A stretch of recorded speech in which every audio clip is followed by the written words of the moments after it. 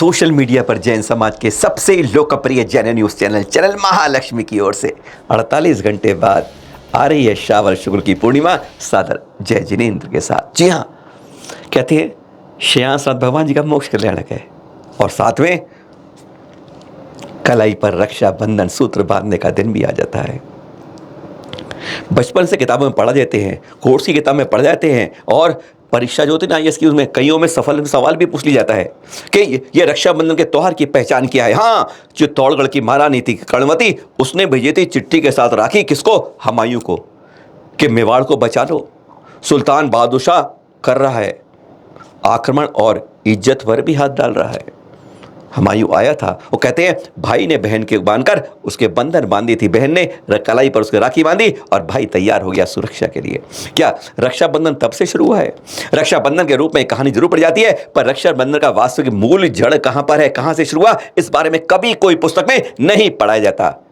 कारण क्या है? कभी इस बारे में सोचना आप कि यह हसनापुर की याद कुछ जन्म भाइयों को आ जाती है याद। हाँ, अकंपनाचार्य आदि 700 मुनिराज सब एक से एक रूप से किस तरीके से बलि उनके चारों तरफ किस तरह का कुचक्र रास्ता है, ये तो कहानी जानते हैं आप। कि फिर विष्णु कुमार मुनि, रिद्धिधारी मुनि कैसे उपसर्ग को बचाते हैं। कहते हैं उसी दिन से उस रक्षाबंधन के त्यौहार की शुरुआत होती है, पर यह कहीं नहीं पढ़ाया जाता।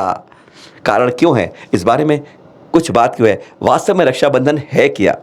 भाई के कलाई पर बहन का राखी का बंधन बांधना, सूत्र बांधना, क्या वह है या फिर यह है? सुनते हैं जरा मुनि पुंगव श्री सुधा सागर जी से कुछ बातें ग्रहण करनी चाहिए, इतिहास में जो बताया था उसको भी जानना चाहिए। सबसे बड़ा दुर्भाग्य है कि जितने भी धार्मिक त्योहार थे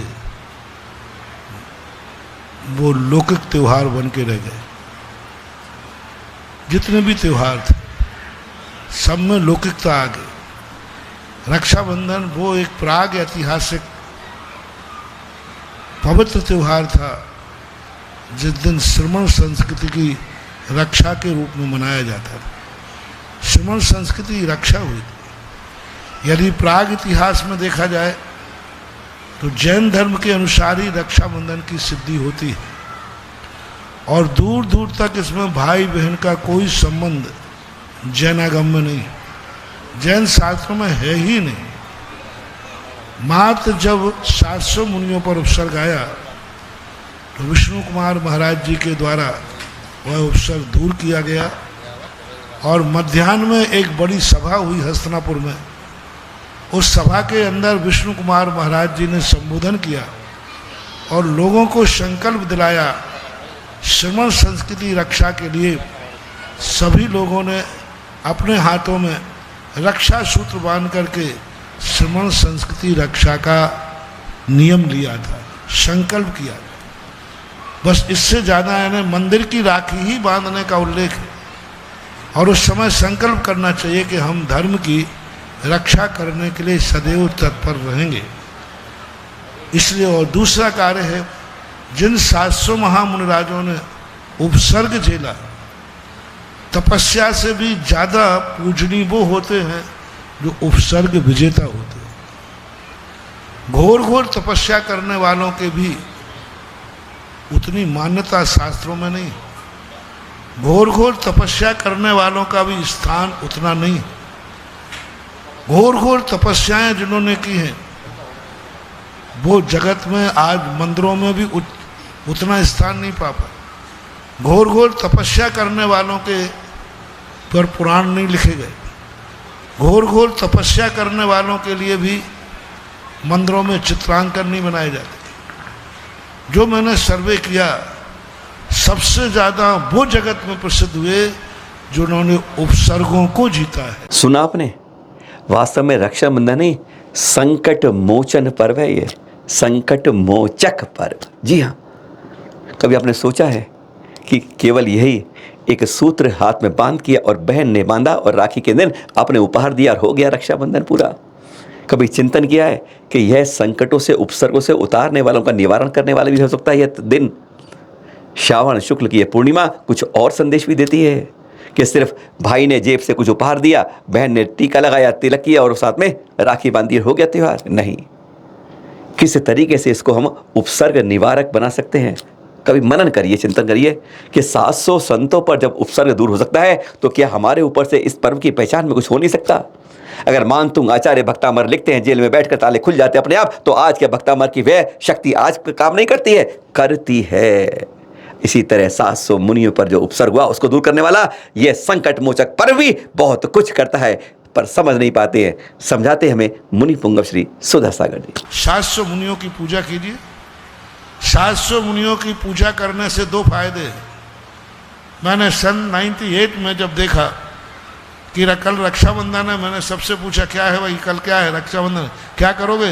बोले बहन से राखी बनवाऊंगा। एक ने भी नहीं कहा कि कल हमारे मुनियों की रक्षा दिवस है। बस उसी दिन, एक दिन पहले की घटना है, और उसी दिन मैंने उपदेश दिया कि अरे भाई, भाई बहनों से ऊपर उठो, ये संकट मोचक दिवस है, संकट मोचक दिवस है। एक एक श्रीफल उन 700 मुनियों को चढ़ाओ जिन्होंने इतना महान उपसर्ग जीत करके फिर भी वे अपने परिणामों से जगे नहीं। जय हो, जय हो। उनकी साधना में इतनी ताकत थी, उनके उपसर्ग जीतने के। देखो, उन महाराजों ने कुछ भी नहीं किया, उपसर्ग जीता।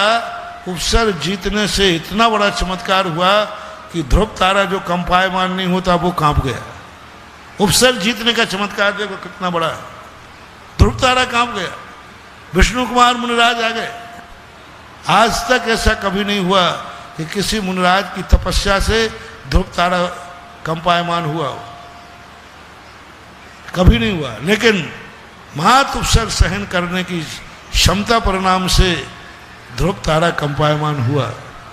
इसलिए 700 मुनियों की पूजा अपन उपसर्ग सहन करने की शक्ति नहीं है, तो जिन्होंने उपसर्ग किए हैं, सहन किए हैं, कम से कम उनको एक नारियल चढ़ा के नमोस्तु तो कर सकते हो।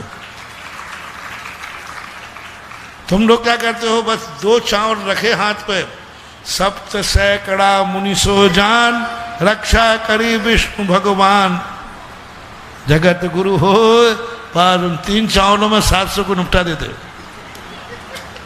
अरे उन 700 मुनियों ने एक एक ने उपसर्ग सहन किया है। क्यों ना अपन एक एक मुनि का ध्यान करके और उनको नमोस्तु करें। उस समय से ये परंपरा चल रही है। रक्षाबंधन जब भी आता है, मैं यही प्रेरणा देता हूँ, अपने अपने घरों से 700 श्रीफल लाओ। घर से नहीं लाए तो कमेटी व्यवस्था करे। 700 श्रीफल एक एक भगवान का। मैं कभी किसी विधान में आदि में नहीं बैठता, तुम्हारे विधानों में ज़्यादा मैं बैठता नहीं। साल भर में एक पूजा में जरूर बैठता हूँ, जब 700 मुनिराजों को नमोस्तु करने का मौका। मैं खुद उनके नाम लेता हूँ, मैं खुद एक एक भगवान का नाम लेकर के उनको नमोस्तु करता हूँ, क्योंकि मुझे भी उपसर्गों को जीतना है।